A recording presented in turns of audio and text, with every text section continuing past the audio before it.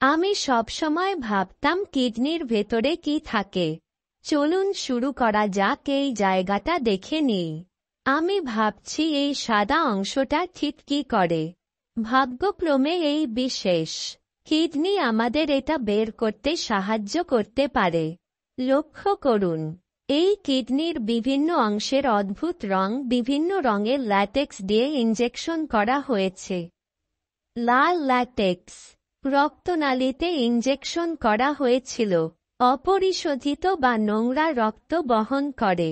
নীল latex রক্তনালীতে injection করা হয়েছিল, filter করা রক্ত বহন করে যা কিডনি দ্বারা পরিষ্কার করা হয়েছে, এবং হলুদ ল্যাটেক্স প্রস্রাব ধারণকারী।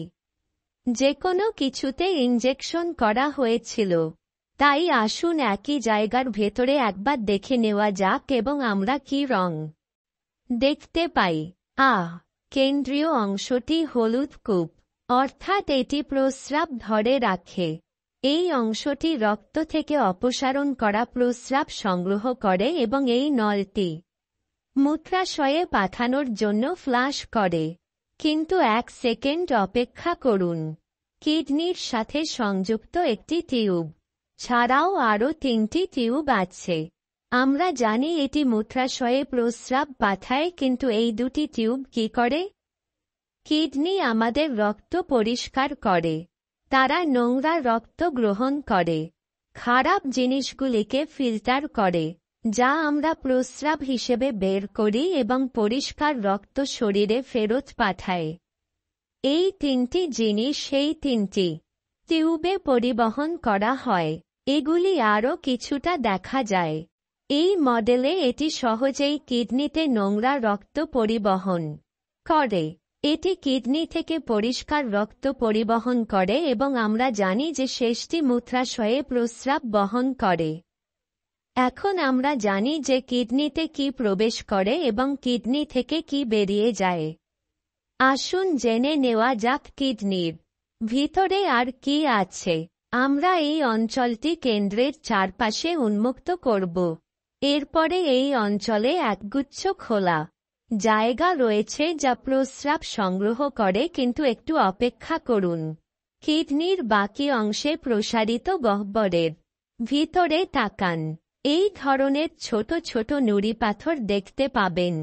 এটি এমন কিছু নয় যা আপনি একটি সুস্থ কিডনিতে পাবেন। আমাকে ব্যাখ্যা করতে দিন কি হচ্ছে। এতদিন আগে এই কিডনির ভিতরে কিছু ছিল। প্রস্রাব অস্বাভাবিকভাবে খনিজ পদার্থে সমৃদ্ধ ছিল। এত খনিজ পদার্থ যে তারা স্ফটিক করতে শুরু করে, যে ক্ষুদ্র স্ফটিকগুলি বড় থেকে বড় হতে থাকে যতক্ষণ না তারা অবশেষে এই কিডনি পাথর তৈরি করে। কিডনি পাথর পোস্ত বীজের মতো ছোট বা আঙ্গুরের মতো বড় হতে পারে।